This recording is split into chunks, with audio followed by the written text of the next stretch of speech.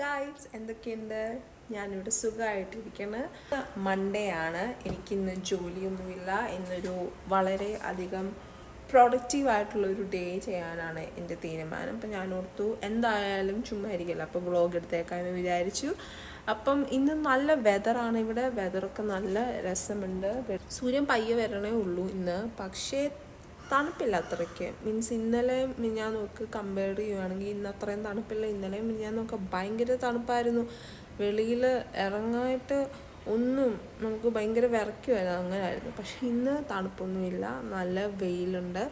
അപ്പോൾ ഞാനോർത്തു ഇന്ന് എന്തായാലും എനിക്കൊരു ഡേ ഇൻ മൈ ലൈഫ് ചെയ്യാമെന്ന് ഞാൻ വിചാരിച്ചു. സോ സമയം ഇപ്പം രാവിലെ 8 മണിയായിട്ടുണ്ട്. ഞാൻ ഇന്ന് കുറച്ച് നേരത്തെ എണീച്ചു, ബിക്കോസ് എനിക്കിന്ന് ജോലിയില്ല. ജോലിയുള്ള സമയങ്ങളാണെങ്കിൽ ഞാൻ മിക്കവാറും 7 മണി 7:30 എണീക്കും. പക്ഷെ ഇന്ന് ജോലി ഇല്ലാത്തതുകൊണ്ട് ഞാൻ വിചാരിച്ചു നമുക്ക് ഇന്ന് കുറച്ച് പയ്യെ ഒരു 8 മണിയൊക്കെ ആയിട്ട് എണീക്കാമെന്ന് വിചാരിച്ചു. എണീച്ചിട്ട് ഭയങ്കര വിശപ്പാണ്, എന്താണെന്ന് അറിയില്ല. ഇന്നലെ ഞാൻ ജിമ്മിൽ പോയി വർക്കൗട്ടൊക്കെ ചെയ്തായിരുന്നു വൈകിട്ട്. ചിലപ്പോൾ അതിൻ്റെ ആയിരിക്കാം, എനിക്കറിയില്ല. പക്ഷെ നമുക്ക് എന്തായാലും പോയി ബ്രേക്ക്ഫാസ്റ്റ് കഴിക്കാം. രാവിലെ എണീച്ച് അങ്ങോട്ടും ഇങ്ങോട്ടും നടന്ന് സമയം പോയത് ഞാൻ അറിഞ്ഞില്ല. ഇപ്പം സമയം ഒരു 10-10:30 ആയിട്ടുണ്ട്. പക്ഷേ സാരമില്ല, എന്നാലും നമ്മളുടെ ബ്രേക്ക്ഫാസ്റ്റ് ആദ്യം തന്നെ ഉണ്ടാക്കാം. എനിക്കിങ്ങനെ രാവിലെ എണീച്ചിട്ട് ഇങ്ങനെ ഫുഡ് കഴിച്ചിട്ടില്ലെങ്കിൽ എനിക്ക് വളരെയധികം എന്താണെന്നറിയില്ല, മനസ്സിനൊരു അസ്വസ്ഥത തന്നെ എനിക്ക് ഫീൽ ചെയ്യാറുണ്ട്. അങ്ങനെ നമ്മൾക്ക് ചടപടീന്ന് നമ്മളുടെ പ്രോട്ടീൻ പാൻ കേക്ക് ഉണ്ടാക്കാം കേട്ടോ.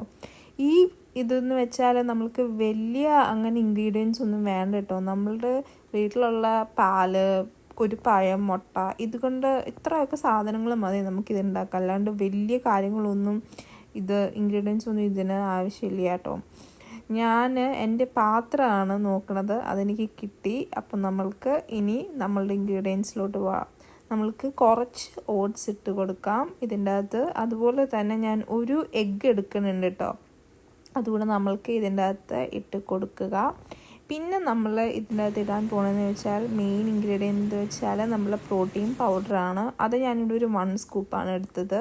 പിന്നെ ഞാനൊരു ബനാനയാണ് എടുക്കുന്നത്. ഇത് നല്ലപോലെ റൈപ്പായിട്ടുള്ള ബനാന വേണം എടുക്കാൻ, ഇല്ലെങ്കിൽ നല്ല സ്വീറ്റ്നെസ് കിട്ടില്ല കേട്ടോ നമ്മൾ പ്രോട്ടീൻ പൗഡർ ഉണ്ടാക്കുമ്പോൾ. അപ്പം നമുക്കത് അതിൻ്റെ ഇട്ടിട്ട് നല്ലപോലെ മിക്സ് ചെയ്ത് കൊടുക്കാം കേട്ടോ. അപ്പം മിക്സ് ചെയ്യുമ്പോൾ നമ്മൾക്കൊരു ഹണി ലൈക്ക് കൺസിസ്റ്റൻസി ഇല്ലേ, അത് നമുക്ക് കിട്ടണം കേട്ടോ ഇത് ഉണ്ടാക്കാൻ, ഇല്ലെങ്കിൽ ഒരു ഫ്ലഫിനെസ് ഇതിന് വരില്ല. അപ്പോൾ നമുക്ക് ആയിട്ടുണ്ട് നമ്മളുടെ ബാറ്റർ. അപ്പോൾ ഇവിടെ റെഡി ആയിട്ടുണ്ട് പാൻ കേക്ക് ഉണ്ടാക്കാൻ. നമുക്ക് ഇങ്ങനത്തെ ഒരു കൺസിസ്റ്റൻസി മതി, വലിയതായിട്ട് വേണ്ട. ജസ്റ്റ്